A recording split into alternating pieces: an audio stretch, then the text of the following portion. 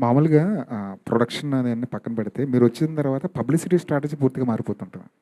దానికోసం ఏమైనా వర్క్ చేస్తుంటారా? మేకింగ్‌లో ఉన్నప్పుడే? ఆహ్, అంటే కొంచెం ప్లాన్ చేస్తానండి అదైతే.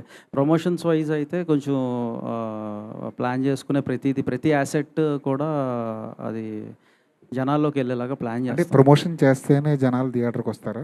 ఇదే మైండ్ సెట్‌తో ఉంటారా మీరు? అంటే మనం చేసే ప్రమోషన్స్ ఎప్పుడూ కూడా ఫస్ట్ నూన్ షోకి టికెట్లు తెగే వరకే ప్రమోషన్స్. ఆ తర్వాత కంటెంట్ షుడ్ స్పీక్. కంటెంట్‌లో దమ్ము లేకపోతే మనం ఎంత ప్రమోషన్ చేసినా 2,00,00,000 పెట్టినా, 3,00,00,000 పెట్టినా అది ముందుకెళ్ళదు. బట్ మనం చేసే ప్రమోషన్స్‌తో థియేటర్‌లకి నూన్ షోకి రప్పించగలగటం అనేది అక్కడ ఒకవేళ అది వస్తే మాత్రం అంటే లైక్ గుడివాడ లాంటి సెంటర్‌లో ఒక 100-150 టికెట్స్ నూన్ షోకి ఒక మినిమమ్ రేంజ్ హీరో ఉన్న వాళ్ళకి తెగినాయి అంటే that itself will prove that our promotions are successful. ఆ తర్వాత కాంటెంటే ఇక నూన్ షో తర్వాత ఎవడో చేతుల్లో ఉండదు అది ఇంకా. అది కాంటెంట్ షుడ్ స్పీక్. సుదర్శన్ గారు, కంగ్రాట్స్ అండి. థ్యాంక్ యూ ఈ అండి. మధ్య మీరు రైటర్‌గా కూడా సక్సెస్ అయినందుకు.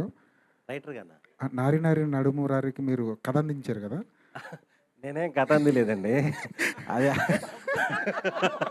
అదేదో ఫ్లోలో ఒక ఇంటర్వ్యూలో మా కాలేజీలో జరిగిన ఒక ఇన్సిడెంట్ చెప్పాను. ఆళ్ళు అది రాసుకున్నారు సరదాగా. లేదు. నేను ఎప్పుడైతే ఇన్సిడెంట్ చెప్పానో ఆ ఇంటర్వ్యూ యూట్యూబ్‌లో పెట్టంగానే evening director Sairam Abraj phone చేశాడు. "నీ ఎంకమ్మ దీంట్లో ఒక లైన్ చెప్పేసావు నువ్వు." అంటే ఈ 'నారి నారి నడుమురాల్లో' ఒక ఫ్లాష్ బ్యాక్ చిన్న ఎపిసోడ్ నువ్వు ఇంటర్వ్యూలో చెప్పేసావని. అప్పటికే ప్రీ ప్రొడక్షన్ జరుగుతుంది 'నారి నారి.' అంటే మీకు తెలిసే చెప్పారది. అంటే ప్రీ ప్రొడక్షన్ జరిగేటప్పుడు మనకు కథ చెప్పరు కదా! అవునవును. నేను వాళ్ళ సినిమాల్లో ఉంటాను కానీ కంప్లీట్ కథ తెలీదు నాకు. ఏదో ఇప్పుడు మీ కాలేజీ డేస్‌లో లవ్ మ్యారేజ్ ఏమైనా జరిగాయా అంటే నేను జరిగిన ఒక ఇన్సిడెంట్ ఒకటి చెప్పా.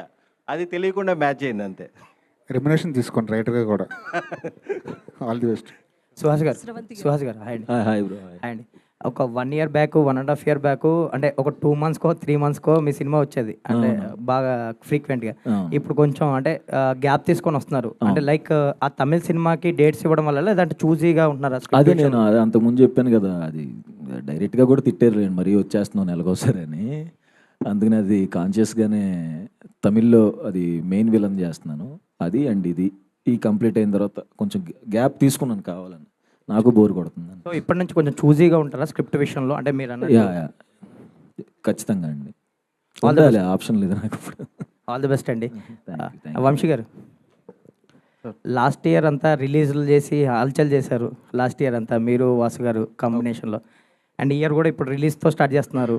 అండ్ ఫర్దర్ నెక్స్ట్ కూడా మీ ప్రొడక్షన్లో ఒక ఇద్దరు డెబ్యూ డైరెక్టర్స్తో ఒక సినిమా ప్లాన్ చేస్తున్నారని విన్నాం. సో అదేంటి, ఎలా వస్తుంది ఈ ఇయర్ ప్లాన్స్ ఏంటి రిలీజ్లు కాకుండా? రిలీజెస్